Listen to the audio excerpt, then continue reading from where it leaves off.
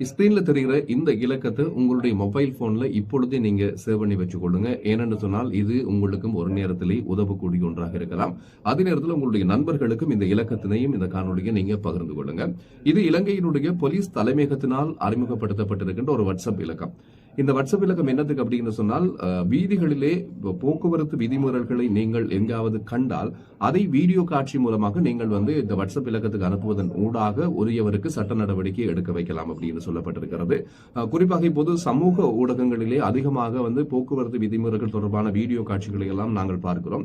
அப்படி வீடியோ காட்சிகளை பார்த்து போலீசார் சில சட்ட நடவடிக்கைகள் எடுத்திருக்கிறார்கள். ஆனாலும் நீங்கள் எங்கேயாவது கண்டால் உடனடியாக அந்த நிமிடமே இந்த வாட்ஸ்அப் இலக்கத்திற்கு அனுப்புகின்ற பொழுது உரிய நடவடிக்கைகளை உடனடியாக எடுக்கிறதுக்கான வாய்ப்புகள் இருக்கிறது. நீங்க இந்த காணொலியை அனுப்புகின்ற பொழுது அது எந்த இடத்திலே எந்த டேட்ல இடம்பெற்றது, எந்த போலீஸ் பிரிவுக்கு உட்பட்டது அப்படி என்பதையும் குறிப்பிட்டு அனுப்பினீங்கன்னு சொன்னால் இன்னும் அவர்களுக்கு நடவடிக்கை எடுக்கிறதுக்கு இலகுவாக இருக்கும் அப்படின்னு சொல்லி இருக்கிறார்கள்.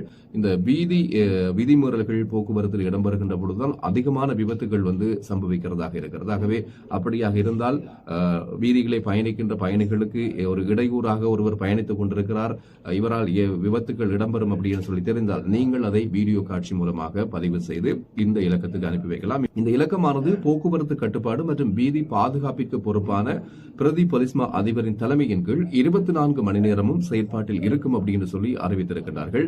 ஆகவே நீங்க போற வழியில எங்கேயாவது வீதிகளில் இப்படியான ஏதாவது அசம்பாவித சம்பவங்கள் இடம்பெற்றால் அதை கண்டால் வீடியோவாக பதிவு செய்து இந்த வாட்ஸ்அப் இலக்கத்துக்கு அனுப்பி வைப்பதன் ஊடாக உரிய நடவடிக்கைகளை எடுக்க வைக்கலாம். அதே நேரத்தில் பல பேர்களுடைய உயிர்களையும் பல பேருக்கு ஏற்படுகின்ற அசம்பாவிதங்கள் இருந்தும் அவர்களை பாதுகாத்துக் கொள்வதற்கு நீங்களும் உதவி செய்யலாம் அப்படின்றதை போலீஸ் திணைக்களம் பகிர்ந்திருக்கிறது. ஆகவே அவர்கள் பொதுமக்களுக்கு இந்த கோரிக்கையினையும் முன்வைத்திருக்கிறார்கள்.